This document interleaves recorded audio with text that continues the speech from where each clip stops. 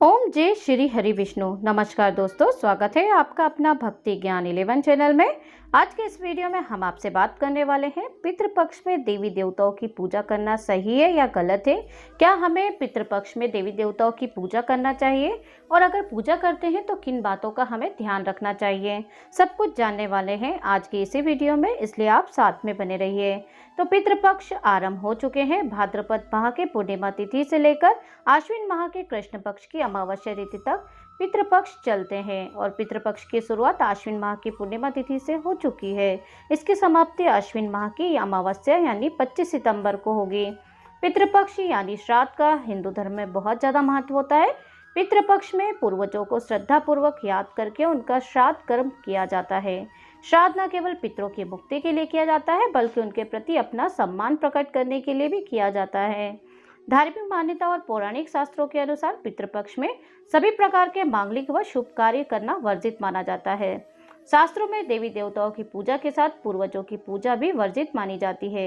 ऐसे में सबके मन में एक सवाल कौंधता है कि पितृपक्ष में देवी देवताओं की पूजा करना चाहिए या नहीं करना चाहिए। तो चलिए जान लेते हैं आज ही इसी वीडियो में। तो आप हमारे अगर चैनल पे नए हैं तो सब्सक्राइब जरूर कर लीजिए, नोटिफिकेशन बेल को भी ऑन कर लीजिए, जिससे आने वाले 30 त्योहारों के व्रतों की जानकारी इस तरीके से वीडियो के माध्यम से आपको मिलती रहेगी। तो चलिए अब हम जान लेते हैं क्या पितृपक्ष में देवी देवता की पूजा करना सही है या गलत है। पितरों को पूजनीय माना जाता है। शास्त्रों के अनुसार पितृपक्ष के दौरान पितृ पृथ्वी पर वास करते हैं। ऐसे में इस दौरान पितरों की पूजा करना बेहद ही कल्याणकारी माना जाता है। लेकिन क्या पितृपक्ष के दौरान देवी देवताओं की पूजा करना चाहिए या नहीं करना चाहिए? तो देखिए, पितृपक्ष में प्रतिदिन की तरह ही पूजा करना चाहिए। हालांकि इस दौरान पितृ हमारे पूजनीय अवश्य हैं, लेकिन ईश्वर से उच्च कोई भी नहीं है। इसलिए इस दौरान हमें देवी देवताओं की पूजा जरूर करनी चाहिए।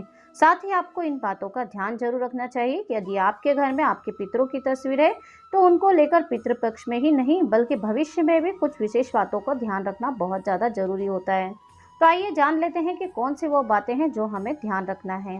घर के मंदिर में कभी भी देवी देवताओं की तस्वीर के साथ पूर्वजों या दिवंगत परिजनों की तस्वीर ना लगाएं। यदि आप ऐसा करते हैं तो आपके घर में नकारात्मक ऊर्जा का वास होता है। नंबर 2, वास्तुशास्त्र के अनुसार पितरों की तस्वीर का मुख हमेशा घर में दक्षिण दिशा की तरफ होना चाहिए। वास्तुशास्त्र की माने तो घर में पितरों की एक से अधिक तस्वीर नहीं होना चाहिए। इस बात का जरूर ध्यान रखिए कि देवी देवताओं की पूजा के बिना पितृपक्ष में श्राद्ध, पिंडदान इत्यादि का फल नहीं मिलता है। इसलिए पितृपक्ष के दौरान प्रातःकाल स्नान करने के बाद नित्य की तरह ही देवी देवताओं की पूजा जरूर करनी चाहिए।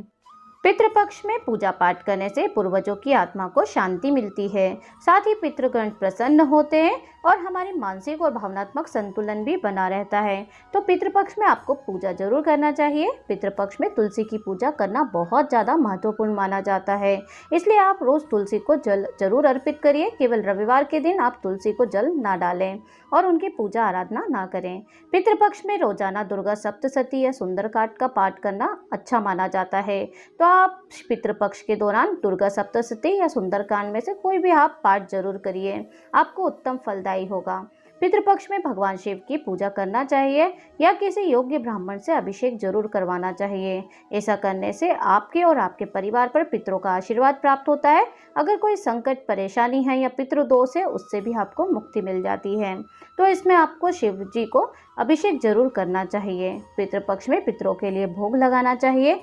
पितृपक्ष के दौरान आपको भोग लगाने के लिए खीर पूरी जरूर बनाना चाहिए, अर्थात चावल की खीर और पूरियां बनाना चाहिए। पितरों को प्रसन्न करने के लिए भोग में आप उन्हें खीर पूरी अर्पित करिए, जिससे आपके पितृ प्रसन्न होंगे। और पितरों को अगर आप भोग लगाना चाहते हैं तो किसी भी दोना पत्तल या किसी पेड़ के पत्ते में आप रखकर खीर पूरी आप अपने घर से बाहर किसी भी खाली स्थान पर या छत पर आप या बालकनी के बाहर रख दीजिए, ताकि जो भी पक्षियाँ आएंगे और कौवे आते हैं तो वो आपके पितरों के रूप में आके आपके भोग को स्वीकार करते हैं और आपको आशीर्वाद देके जाते हैं। तो ये काम आप जरूर करिएगा, आपके पितरों का आशीर्वाद जरूर आपको मिलेगा।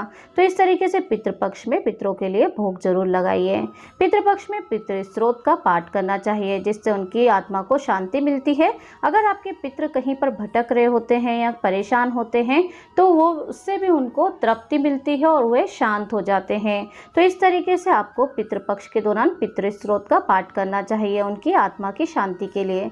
पितृपक्ष में जल में काला तिल मिलाकर दक्षिण दिशा की ओर मुंह करके जल अर्पित करना चाहिए। ये कार्य आप जरूर करिए। अगर आप डेली आप सूर्य नारायण भगवान को जल अर्पित करते हैं तो पितृपक्ष के दौरान आपको जल के लोटे में काला तिल मिलाकर दक्षिण दिशा की ओर मुंह करके आपको जल अर्पित करना चाहिए, जिससे कि पितरों के साथ साथ सूर्य नारायण भगवान का भी आशीर्वाद आपको मिलता रहेगा।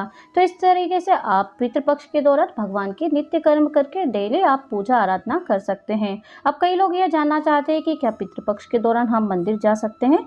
तो हाँ, बिल्कुल आप मंदिर दर्शन करने जा सकते हैं, क्योंकि इस समय पे पवित्र पक्ष में पितृ धरती पर आते हैं और श्रद्धा भाव के साथ श्राद्ध और तर्पण किए जाने पर संतुष्ट होकर ढेर सारा आशीर्वाद देते हुए अपने लोक को वापस चले जाते हैं। तो आप अगर मंदिर जाते हैं तो ये भी अति उत्तम है। अगर पितृपक्ष के दौरान आप अपने पितरों की शांति के लिए भी आप शिव मंदिर जा सकते हैं, उनका अभिषेक करवा सकते हैं, जिससे आपके जीवन में बहुत सारी जो परेशानियां हैं उनका अंत होगा। पितृदोष से संबंधित परेशानी है उनका भी अंत होगा और पितरों का आशीर्वाद प्राप्त होगा। तो इस तरीके से आप जरूर मंदिर जा सकते हैं। अब कई लोग कहते हैं कि क्या पितृपक्ष के दौरान हमें व्रत उपवास करना चाहिए? तो देखिए, जिस व्यक्ति के अनेक पुत्र हों तो उन पुत्रों में से केवल ज्येष्ठ बड़ा पुत्र जो होता है उसे श्राद्ध करना चाहिए। जाने वर्जित है कि श्राद्धकर्ता के लिए जो श्राद्ध करने के अधिकारी हैं उन्हें संपूर्ण पितृपक्ष में सौर कर्म नहीं करना चाहिए, व्रत उपवास करना चाहिए, ब्रह्मचर्य धर्म का पालन करना चाहिए। ऐसा करने से ज्येष्ठ पुत्र को साथ ही पूरे परिवार को पितरों का आशीर्वाद मिलता है और आपका पितृपक्ष पे किया हुआ पूजा आराधना पितृ स्वीकार करते हैं और आपको आशीर्वाद दे के जाते हैं। तो इसमें जो ज्येष्ठ पुत्र होता है, बड़ा पुत्र होता है, उसे व्रत जरूर धारण करना चाहिए, अर्थात आप व्रत कर सकते हैं। इस तरीके से पितृपक्ष के दौरान आप भगवान की पूजा अवश्य कर सकते हैं। पितृपक्ष में आप पितरों की और भगवान की पूजा मूर्ति अलग अलग रखिए, एक ही स्थान पर दोनों चीजें नहीं रखें, इस बात का जरूर ध्यान रखिए। तो उम्मीद है आज की जानकारी आपको पसंद आई होगी। अगर चैनल पर नए हैं तो सब्सक्राइब जरूर कर लीजिए, नोटिफिकेशन बेल को भी ऑन कर लीजिए। हमारे चैनल पर एक बार जरूर विजिट करिए। मिलती हूँ नेक्स्ट वीडियो में, तब तक के लिए